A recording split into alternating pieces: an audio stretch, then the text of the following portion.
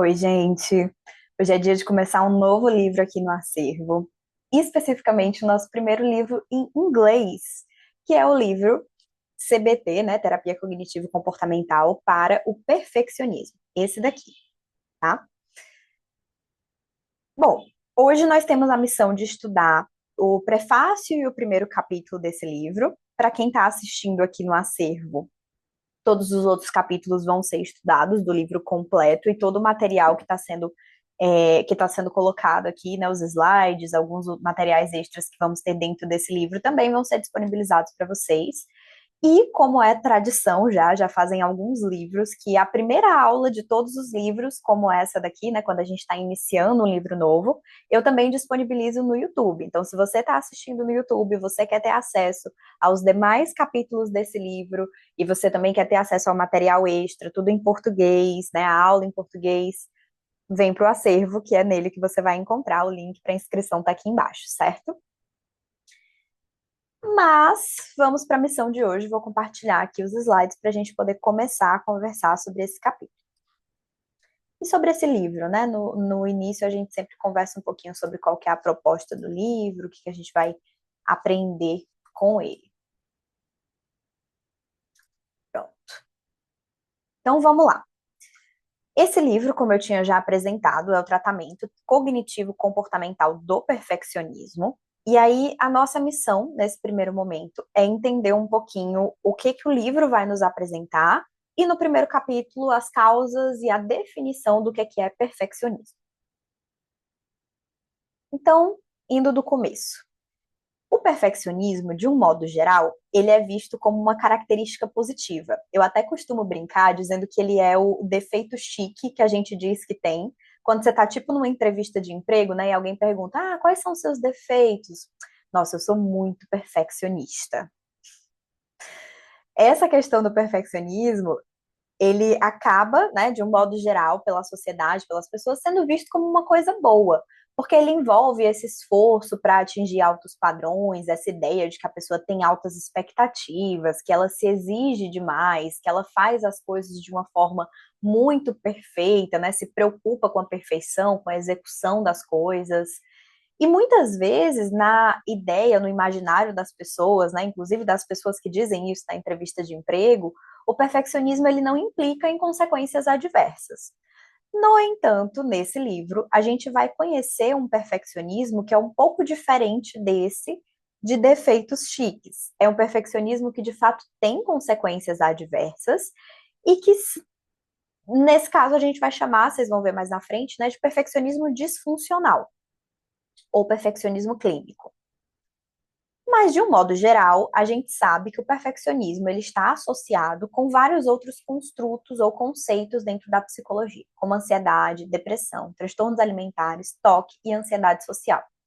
Alguns exemplos para que fique mais claro. Quando a gente fala da associação, né, do perfeccionismo com os transtornos alimentares, a gente fala, por exemplo, de pacientes que têm anorexia e que sentem que não são boas o suficiente por não conseguirem atingir aquele peso perfeito, formato do corpo perfeito. Então, essa busca pela perfeição da imagem ideal acaba trazendo ali um grande sofrimento para a pessoa que tem o transtorno alimentar. No toque, um paciente, por exemplo, que tem que realizar os rituais de maneira perfeita e que normalmente ela tem que repetir esses comportamentos porque considera que não foi perfeito o bastante, né? Então eu preciso conseguir, sei lá, pode ser qualquer coisa, né? Tipo, lavar a mão de uma forma perfeita. E aí, assim que a pessoa termina de lavar, ela diz: Meu Deus, será que eu esqueci algum pedacinho da minha mão sem lavar? Será que ficou alguma parte embaixo da unha que eu não limpei direito? Nossa, eu vou lavar a mão de novo. E aí ela repete o comportamento, né? E também pacientes com ansiedade social, que, por exemplo, possuem regras rígidas sobre como devem falar com perfeição em situações sociais e que acabam evitando essas situações sociais porque eles imaginam que quando eles forem falar e se expor, eles não vão conseguir atingir esse padrão de perfeição que eles mesmos, né, um padrão de perfeição autoimposto que eles mesmos estão esperando de si próprios, assim. Então, é mais ou menos isso. E quando a gente fala, né, de um modelo de perfeccionismo clínico, Muitas vezes é uma coisa que a gente nem sabe que existe, né? O que é que eu quero dizer com isso? Como eu falei no começo, o perfeccionismo parece que ele é conhecido e, tipo, eu sei o que é, você fazer as coisas de uma forma muito organizada, muito limpa, né? Você gostar de tudo isso, isso é perfeccionismo. E na verdade, não. Quando a gente for estudar mais a fundo os modelos, daqui a pouco vocês vão entender isso melhor. Mas deixa eu explicar algumas coisas que eu acho que são importantes para essa base, né? Quando a gente está falando de um modelo de alguma coisa, qualquer conceito dentro da psicologia, ele precisa ser definido.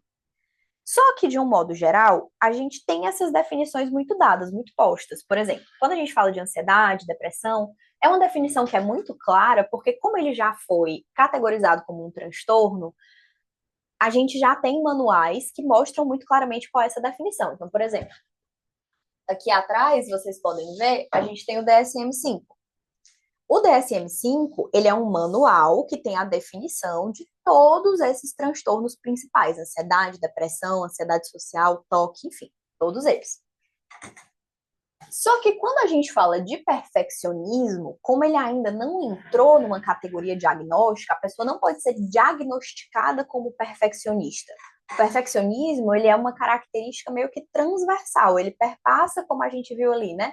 Ele perpassa vários transtornos. Então, você pode ser uma pessoa com ansiedade social mais perfeccionista, com ansiedade mais perfeccionista, com é, transtorno alimentar com uma característica mais perfeccionista. Então, esse perfeccionismo, ele realmente é uma coisa mais, vamos dizer assim, um processo mais transdiagnóstico, que está perpassa vários diagnósticos, né? Não é um diagnóstico em si.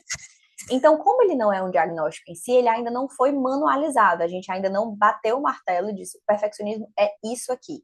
Tem um debate, a gente ainda tem um debate de qual modelo, né, que define melhor o perfeccionismo. Então, a gente vai ver que existem modelos diferentes para essa definição e, e a gente vai já aprofundar mais isso aí. Mas então, nesse livro especificamente, a gente vai conversar sobre o tal do perfeccionismo clínico, que é esse perfeccionismo disfuncional. Então, são sinônimos, tá? Pode falar perfeccionismo clínico, pode falar perfeccionismo disfuncional. E esse perfeccionismo disfuncional, esse modelo específico de perfeccionismo que traz prejuízos e consequências negativas, ele vai falar de pessoas que definem padrões extremamente altos da própria performance, então esperam muito de si, que se preocupam muito em relação a cometerem erros, então elas não têm uma tolerância para poder errar, para poder, no momento em que estão aprendendo, elas já esperam, por exemplo, começar alguma coisa e serem muito boas ou fazerem aquilo de uma forma muito ideal, vamos dizer assim. E pessoas também que baseiam a sua autoavaliação no quanto esses padrões são alcançados. Então, assim, eu só me acho uma pessoa adequada, competente, legal, se eu consigo atingir esse padrão extremamente alto que eu coloquei para mim mesmo. Se eu não atingo esse padrão, eu me acho o oposto de tudo isso, né? Incompetente, fracassada, incapaz, enfim. E aí, para a gente trabalhar com esse modelo que ele vai apresentar dentro do livro, o principal ponto, né, o ponto central dele é uma conceituação colaborativa do caso, em que a gente vai fazer, né, essa conceituação para trabalhar o perfeccionismo clínico, e o centro dessa conceituação é essa característica da supervalorização da produtividade e das próprias conquistas. Mas mais para frente a gente vai ver melhor o modelo, né? Então, ao longo do livro, no livro inteiro, né, a gente vai conhecer como é que funciona o tratamento para o perfeccionismo clínico. A gente vai aprender a fazer essa conceituação colaborativa de casa com esse ponto focal dessa supervalorização da produtividade das conquistas.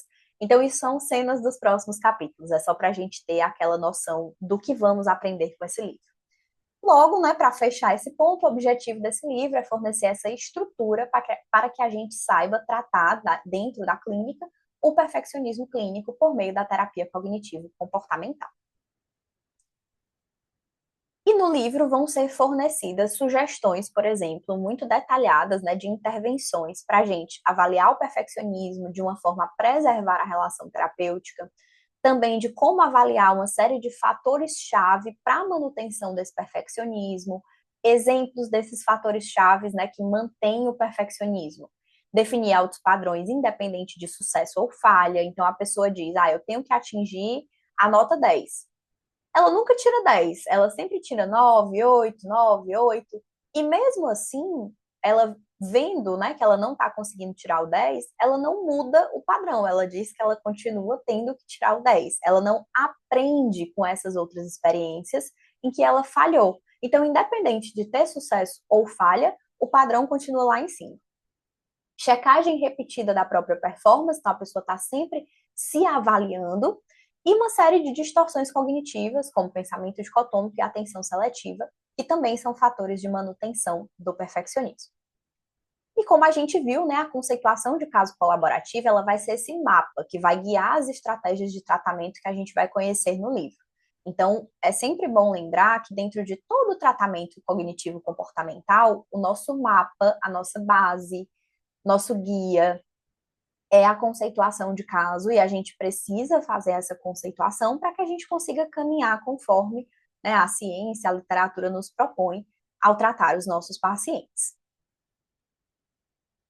Bom, esse era o prefácio, né, era a introdução do que é o livro, do que ele se propõe, de como é que os capítulos estão organizados. Então, só para a gente ter uma noção que a gente vai conversar sobre perfeccionismo, que a gente vai entender um pouquinho essas definições, que a gente vai aprender algumas coisas sobre esse conceito e se debruçar sobre o tratamento, né, ao longo do livro inteiro, tá? E agora, para fechar o nosso objetivo de hoje, nós vamos conversar sobre o capítulo 1, que se chama Natureza e Causas do Perfeccionismo. E aqui a gente já vai começar a se aprofundar um pouco. Então, de fato, o que é perfeccionismo? Vocês podem até dizer ali, bom, você falou ali no começo, né, que é esse defeito chique que a gente fala na entrevista de emprego. Ok, a realidade, como eu disse, é que o perfeccionismo ainda não foi manualizado. Então, a gente não tem uma definição universalmente aceita do termo. Eu não posso chegar aqui para vocês com uma definição bonitinha, infelizmente, e dizer, olha, gente, perfeccionismo é isso, dois pontos, tá aqui a definição. Eu vou apresentar para vocês várias definições, inclusive definições unidimensionais e multidimensionais do perfeccionismo, para que a gente entenda um pouco de como é que está esse debate, apesar de que existe algum nível de consenso. Vocês vão entender melhor. Nesse livro, a gente vai entender o perfeccionismo, como ele de fato é, um processo transdiagnóstico. Então, ele perpassa diversos diagnósticos e demandas clínicas diferentes. E ele é um construto que a gente entende como dimensional, ou seja, ele tem várias dimensões. Isso significa dizer que não é, eu tenho pessoas que são perfeccionistas e pessoas que não são perfeccionistas. Não é uma categoria dicotômica, tem ou não tem. Ele é uma categoria dimensional, ou seja, algumas pessoas têm baixo perfeccionismo e outras têm alto perfeccionismo e outras têm médio perfeccionismo. Então as pessoas meio que vão se colocando dentro de vamos dizer, um certo espectro, né? A gente tem desde as pessoas que vão ter essa característica com uma intensidade menor até as pessoas que vão ter essa característica com uma intensidade maior, certo? E aí vamos mergulhar agora nessa definição. Como a gente já viu, pode ser visto, o perfeccionismo, ele pode ser visto como algo bom ou como algo ruim.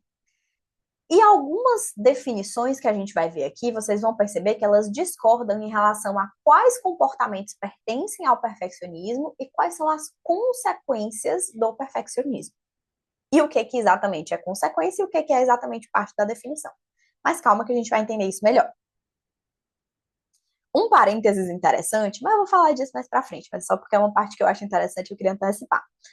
É que quando a gente está falando de perfeccionismo, eu falei para vocês, né? Muita gente associa com limpeza, organização, né? E na verdade, isso é um fator dos modelos que a gente conhece de perfeccionismo, isso é um dos fatores, que de fato é o fator organização. E ele parece ser um fator muito outlier do perfeccionismo, ou seja, que não é muito comum, uma faceta incomum do perfeccionismo. E enfim, é muito interessante esse aspecto, porque realmente, às vezes, a gente conhece o perfeccionismo muito mais por essa característica, que é uma característica incomum. Mas calma que vocês vão entender melhor, né, do que eu estou falando mais na frente. E existem aí definições, como eu tinha comentado, unidimensionais e multidimensionais. Só que as multidimensionais, a gente ainda não tem essa concordância exata de quantas dimensões de fato o perfeccionismo teria, E quais são essas dimensões, né? Qual é o nome delas, a definição delas, para que a gente possa trabalhar com o perfeccionismo na clínica. Já entender isso melhor, porque a gente vai ver as definições. Começando, então, pelas definições unidimensionais. As definições unidimensionais, elas definem o perfeccionismo como uma coisa só, ainda que ele tenha esses níveis, né? Mas ele vai ser entendido como se ele fosse um único conceito. Como é que eu posso explicar isso melhor? Essa questão da dimensionalidade do construto de uma forma que fique claro, né? Eu vou fazer dois paralelos. O primeiro com personalidade. Quando a gente fala de personalidade, a gente está falando de um conceito que ele é multidimensional. Ou seja, se vocês lembrarem do Big Five, modelo dos 5 grandes fatores de personalidade, a gente está falando de 5 grandes fatores. Então, são 5 dimensões. Eu não tenho uma coisa só, tipo, isso aqui é a personalidade da pessoa. Vamos medir personalidade. Você tem pouca personalidade ou muita personalidade. Isso não faz nem muito sentido na nossa cabeça, né? O que é uma pessoa com pouca personalidade e uma com muita personalidade? Fica estranho, né? Porque é um conceito multidimensional, certo? Personalidade é um conceito multidimensional, não é unidimensional, ele não tem uma dimensão só. Se fosse uma dimensão só, aí a gente conseguiria falar de muita personalidade, pouca personalidade. Por exemplo, um conceito que é também unidimensional em algumas das suas medidas, inteligência. Aí a gente acha menos estranho falar que uma pessoa é muito inteligente ou pouco inteligente, percebe? Porque como existe o QI, né, que é aquele coeficiente de inteligência geral, então a gente consegue medir a inteligência de uma forma unidimensional. Se ele tem uma dimensão só, eu chamo essa dimensão de inteligência e eu digo que a pessoa tem muito ou pouco. Mas eu também posso medir a inteligência de uma forma multidimensional. Então, eu posso medir a sua inteligência matemática, a sua inteligência lógica, espacial, para música, enfim. Aí eu posso ir criando dimensões específicas e dizer se uma pessoa tem muita habilidade ou pouca habilidade, né, muita inteligência ou pouca inteligência, em cada uma dessas áreas específicas, dessas dimensões específicas, certo? Então é mais ou menos assim que funciona. E o perfeccionismo, ele consegue também ser medido dessas duas formas. Em algumas pesquisas, ele foi definido como sendo uma coisa só, e ele era medido de uma forma unidimensional. Baixo perfeccionismo, alto perfeccionismo. Já em outras pesquisas, ele foi medido de forma multidimensional, ou seja, a gente vai especificar quais são essas dimensões, por exemplo, a dimensão organização, que é uma dimensão do perfeccionismo, e a pessoa pode ter baixa organização e alta organização. Assim como existem outras dimensões do perfeccionismo, como, tentando lembrar aqui da tradução, eu vou pescar, para não errar, perfeccionismo auto-orientado, por exemplo. É uma outra dimensão, tá? A pessoa pode ter baixo perfeccionismo auto-orientado ou alto perfeccionismo auto-orientado. Então, a gente sempre pode medir um conceito de forma unidimensional, criando uma única dimensão para ele, um único fator, ou multidimensional, criando vários fatores específicos. Bom, eu acho que com esses exemplos ficou claro. Eu queria um exemplo mais de dia a dia, mas é uma coisa tão teórica que às vezes é um pouco difícil da gente trazer para o dia a dia, sabe, gente? Deixa eu ver se eu consigo pensar em alguma coisa mais do dia a dia. Vou dar um exemplo meio bobo, mas que eu acho que vai funcionar para isso, né? É como se a gente dissesse assim: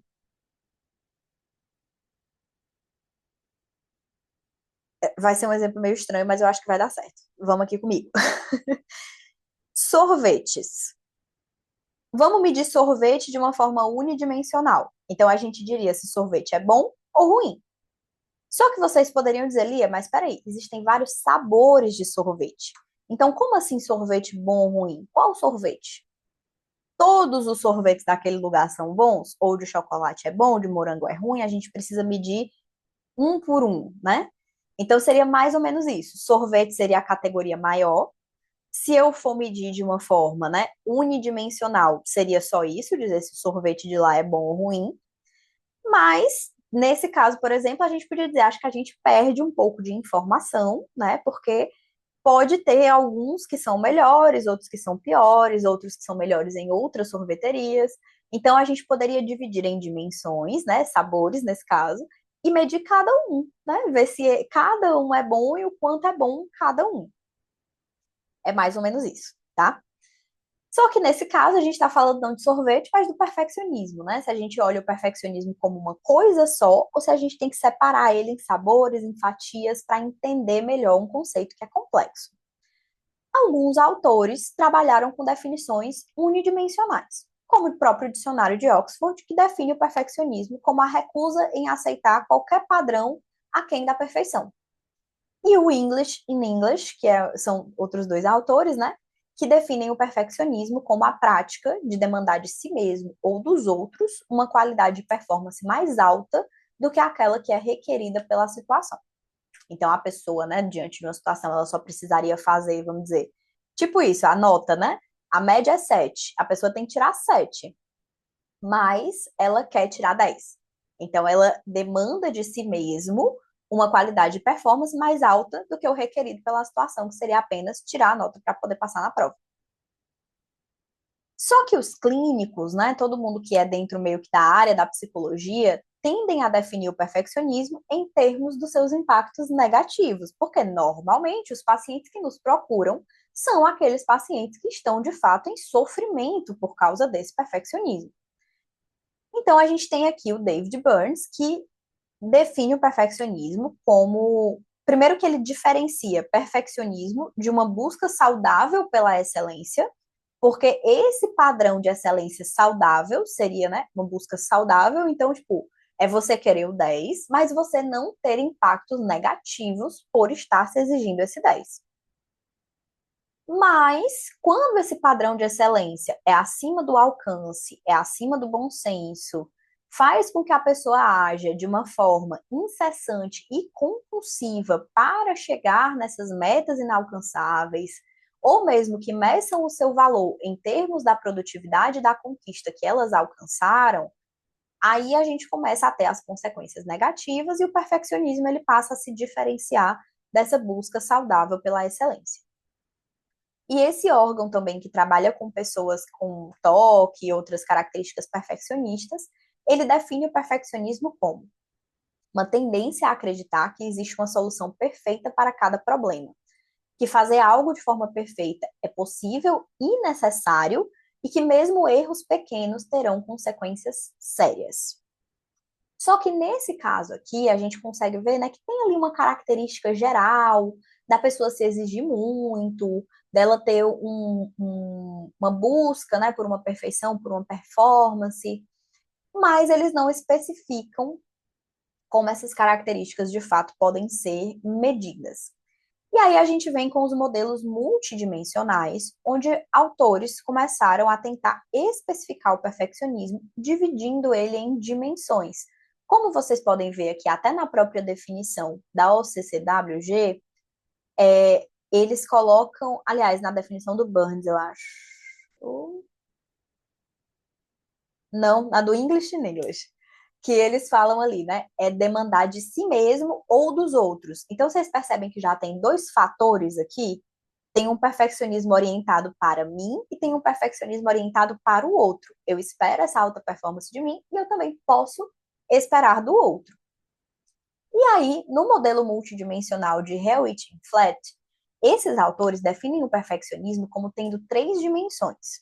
A primeira dimensão, que é esse perfeccionismo auto-orientado, então é essa tendência de ter padrões elevados para mim mesmo e a avaliar de forma rígida o meu próprio comportamento. Mas eu também tenho um perfeccionismo orientado para o outro, que é a tendência de estabelecer esses mesmos padrões e criticar rigorosamente os comportamentos, só que agora dos outros. E ainda um perfeccionismo socialmente prescrito, que seria uma crença de que as pessoas próximas possuem expectativas irrealistas e que devem ser atendidas.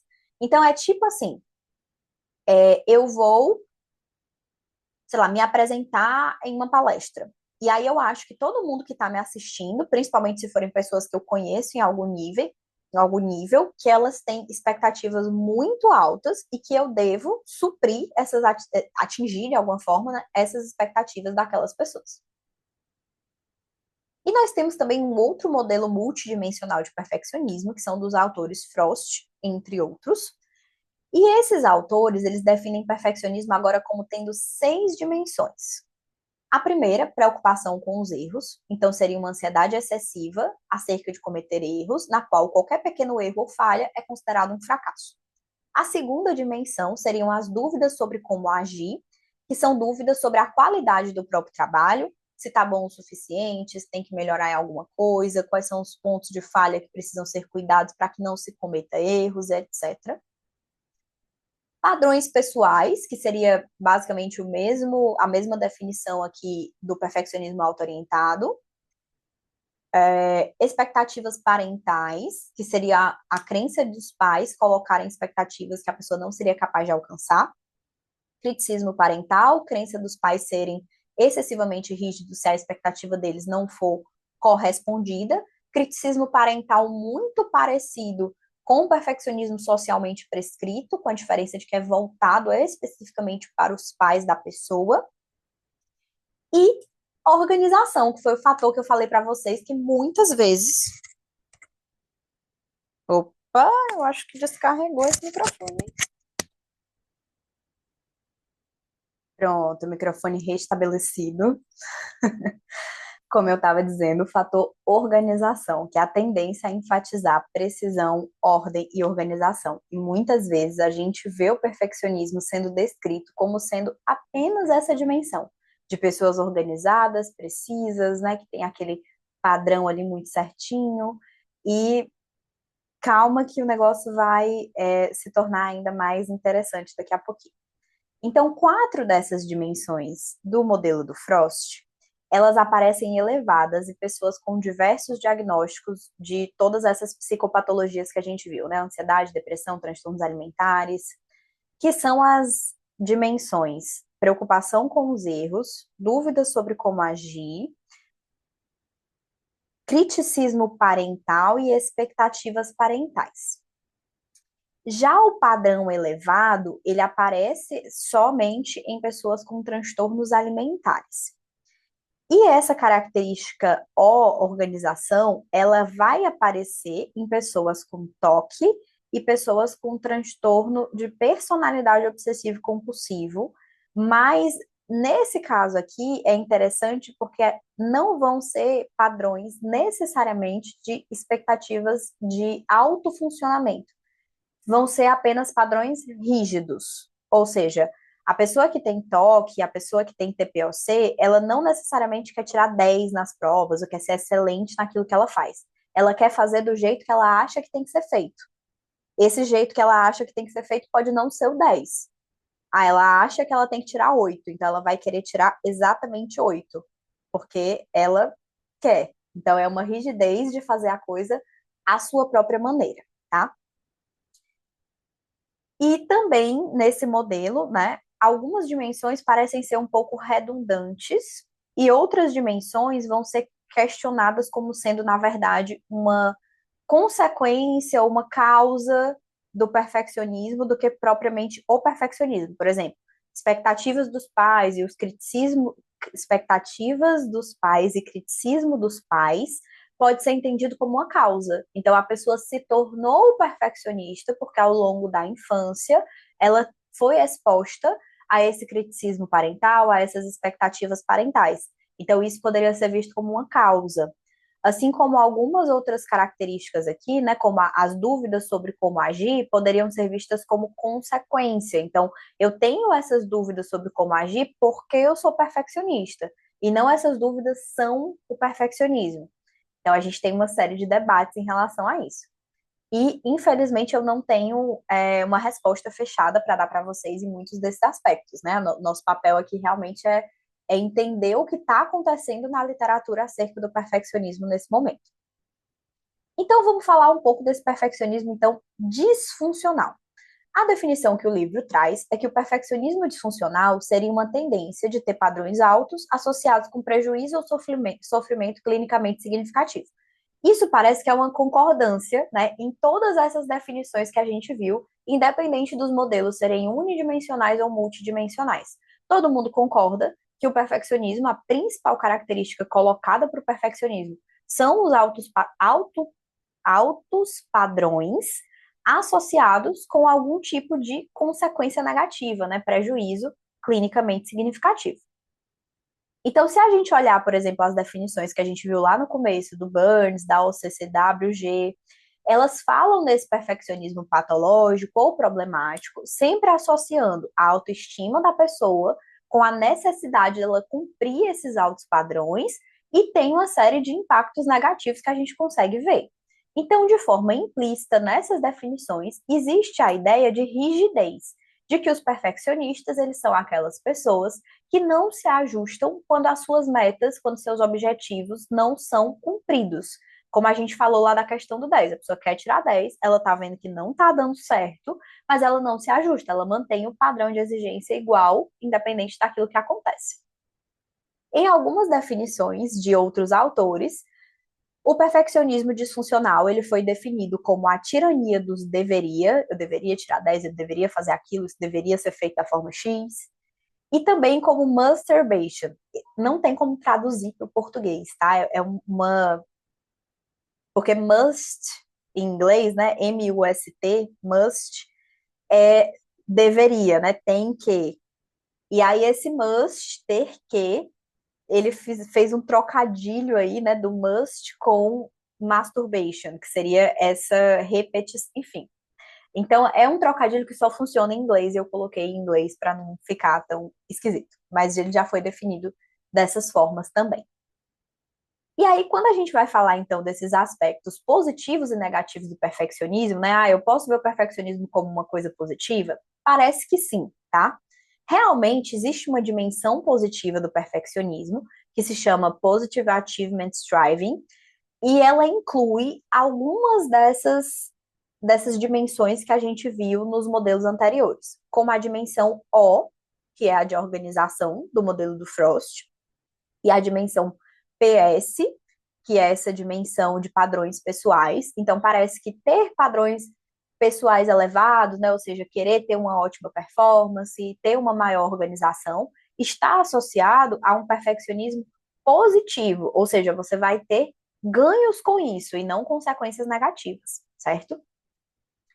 E também o, a dimensão SOP e OOP do primeiro modelo aqui, né, que é o perfeccionismo auto-orientado, que é basicamente a mesma coisa dos padrões pessoais, e o perfeccionismo orientado para o outro, de ser exigente também com o que aquela outra pessoa faz. Esse também está associado a características positivas nos estudos científicos, certo? Já existe também a parte negativa do perfeccionismo, que seria essa parte que acarreta em sofrimento, clinicamente significativo e prejuízos. Essa parte inclui as outras dimensões, CMDA, PE e PC do Frost e SPP do primeiro modelo.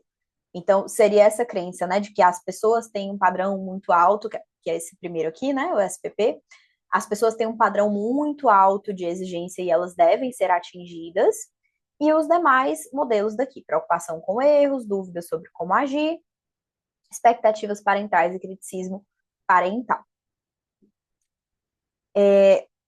E aí é importante ressaltar que quando a gente está tratando um paciente com perfeccionismo clínico, e o perfeccionismo vai ser uma parte importante do nosso plano de tratamento, uma das coisas que a gente deve fazer, e aí vocês já estão aprendendo isso nesse primeiro capítulo, é oferecer para o cliente uma definição de perfeccionismo disfuncional para ser usada como foco da terapia.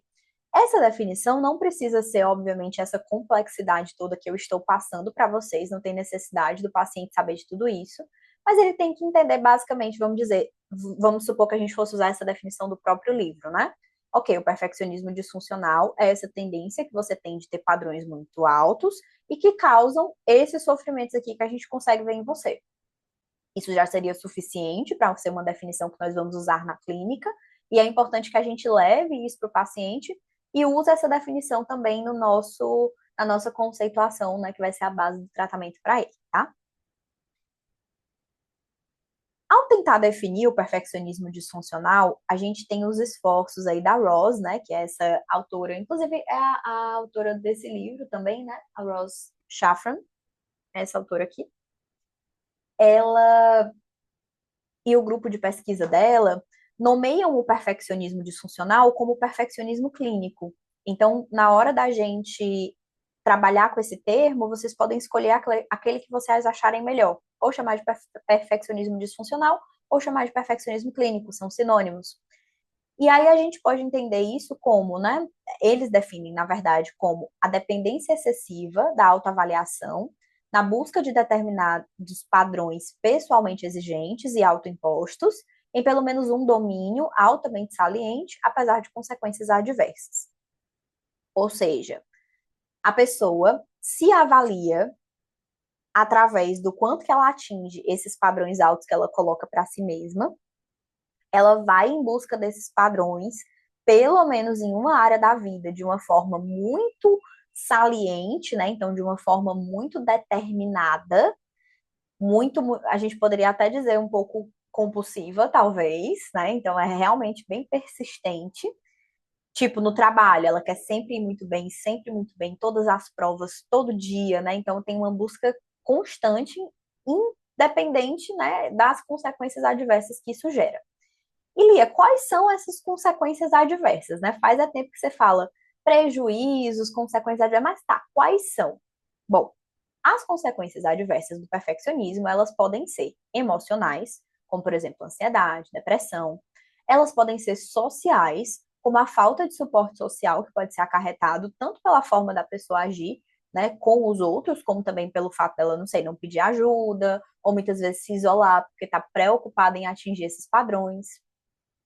Consequências físicas, como no caso dos pacientes que têm anorexia, né, e acabam ali se nutrindo muito mal porque fazem dieta em excesso.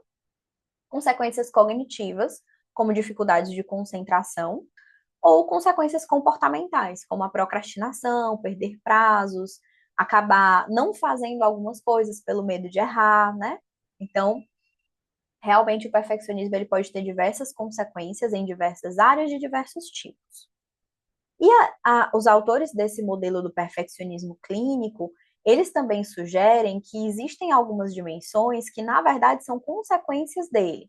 Então, eles colocam como sendo, né, o perfeccionismo orientado para o outro, o socialmente prescrito, a preocupação com erros, dúvidas sobre como agir, expectativas parentais e criticismo parental. Então, o perfeccionismo mesmo seria o perfeccionismo voltado para si, e fazer essa avaliação de si mesmo por conta dessa questão perfeccionista. E essas outras coisas eles entendem como consequências. Mas, gente, não tem consenso nisso aqui, tá? Ainda tem muito debate sobre essas definições, limites, dimensionalidade. Então, vocês vão ver a Ross Shafran e a equipe dela, né, trazendo esses pontos, e vocês vão ver outros autores discutindo, dizendo, não, eu não acho que isso aí é consequência, eu acho que é definição. Eu acho que ter um perfeccionismo orientado para os outros não é consequência do perfeccionismo que a pessoa tem para ela, são coisas diferentes. Essa briga a gente não vai entrar, a gente vai só entender que ela existe, beleza? Mas voltando para a proposta da Ross do perfeccionismo clínico, né? Que o que a Ross faz não é definir perfeccionismo, ela usa esses modelos que já existem para tentar trazer para a gente o que seria o perfeccionismo disfuncional, esse perfeccionismo clínico. E aí ela define que para uma pessoa ser considerada, então, como tendo autoperfeccionismo clínico, ela teria que ter três características principais: padrões disfuncionais autoimpostos, esforço continuado para alcançar objetivos e consequências adversas significativas que resultam dessa persistência em continuar buscando a perfeição. E teria uma série de mecanismos comuns de manutenção, como a gente viu lá no prefácio também, né? Então, a forma como a pessoa reage com autocrítica a situações de fracasso, uma série de distorções cognitivas, regras, rigidez, reações emocionais positivas ao sucesso. Então, uma pessoa acaba, vamos dizer assim, ela fica meio que viciada, né, na sensação positiva que ela tem quando ela tem sucesso, quando ela tem uma conquista. Isso acaba também motivando a pessoa para continuar perfeccionista. Motivação acarretada pelo medo para conquistas e comportamentos de segurança. Essa motivação acarretada pelo medo também é interessante, né? São pessoas que se motivam pelo medo de, por exemplo, falhar, né? Então, eu tenho tanto medo de falhar que eu me motivo para estudar. Não porque eu quero ser boa, porque eu quero alcançar alguma coisa positiva. Eu quero evitar aquela coisa horrível, né? Então, é um reforço negativo para a manutenção do perfeccionismo. E como eu comentei com vocês em quadros de toque, ou TPOC, né, ou TPOC, o perfeccionismo, ele não é exatamente sobre ter padrões altos, mas sobre ter padrões arbitrários. Ou seja, a pessoa quer que a coisa seja do jeito que ela quer, e não necessariamente da melhor maneira ou a nota mais alta. Então, no toque e no TPOC, a gente tem muito características de preocupação com ordem, com detalhes que normalmente não são importantes, com regras.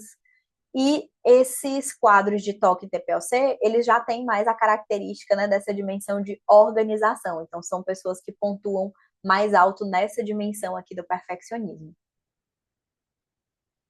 E para fechar esse capítulo, a gente vai conversar um pouquinho sobre as causas do perfeccionismo.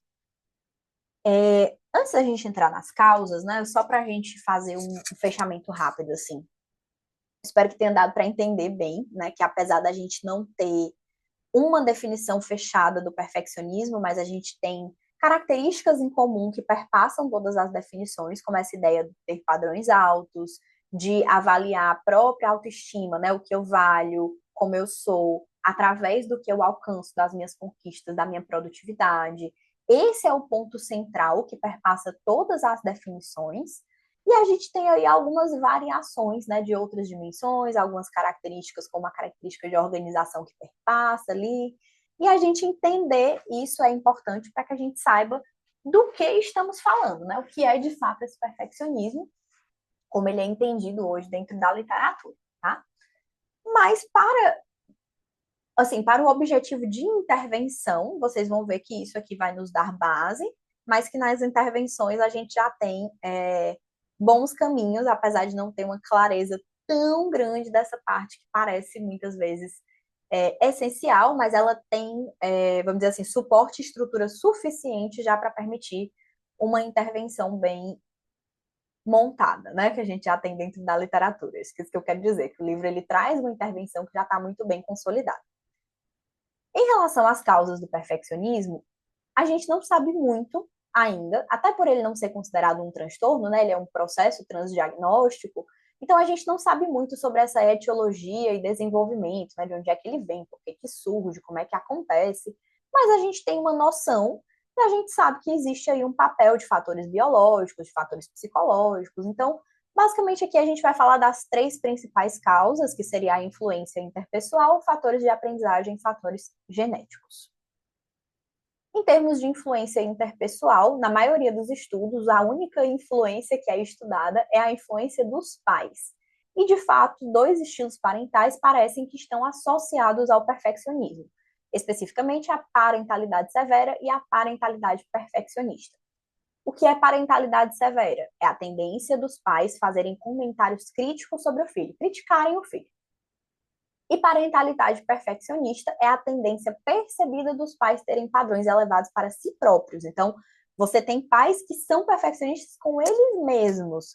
E você observar isso durante a sua infância inteira acaba tendo uma consequência para você, que é da pessoa ser um pouco mais perfeccionista. Mas aí, pontos interessantes.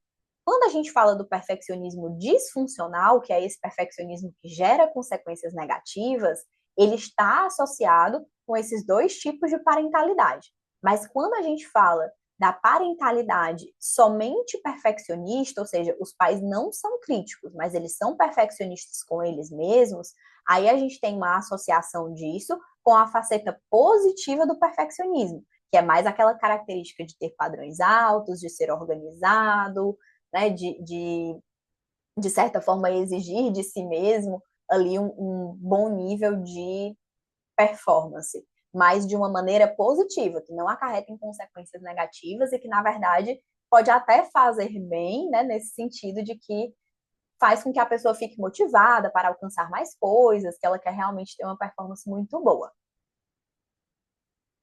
E nós temos também os fatores de aprendizagem. Então, é entendido dentro da literatura que o perfeccionismo ele é moldado pelas contingências sociais especificamente. Então, essas contingências elas podem mudar ao longo da vida. Por exemplo, Você pode começar sendo moldado porque você tem consequências positivas, reforço positivo, quando você faz determinadas coisas perfeccionistas. Então, eu estou tendo ali padrões altos, eu me sinto bem sucedido, eu recebo aumento no trabalho, eu ganho promoções, né? Aí isso vai meio que reforçando o meu comportamento de ser perfeccionista. Só que com o tempo eu posso trocar esse reforço positivo por um reforço negativo.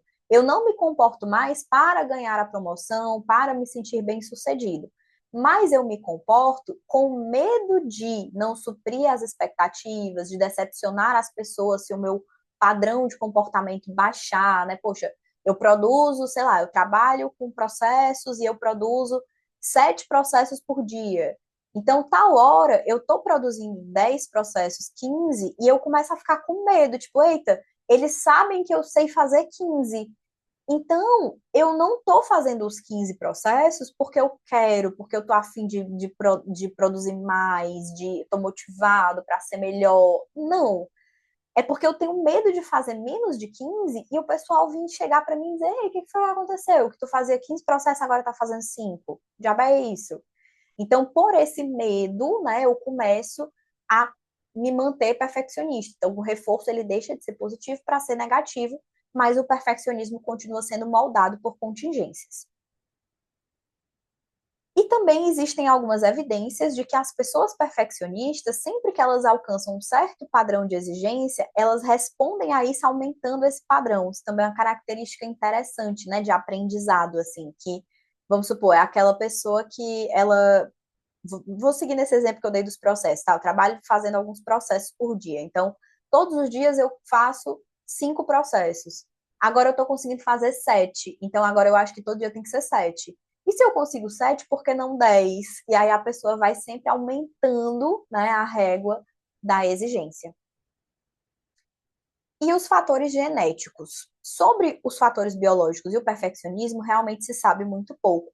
Mas existem alguns estudos que foram feitos com gêmeos que mostraram que tem alguns fatores do perfeccionismo que têm fatores genéticos em comum, como o fator PS e o fator DM, que é o fator de dúvidas, né? E o fator de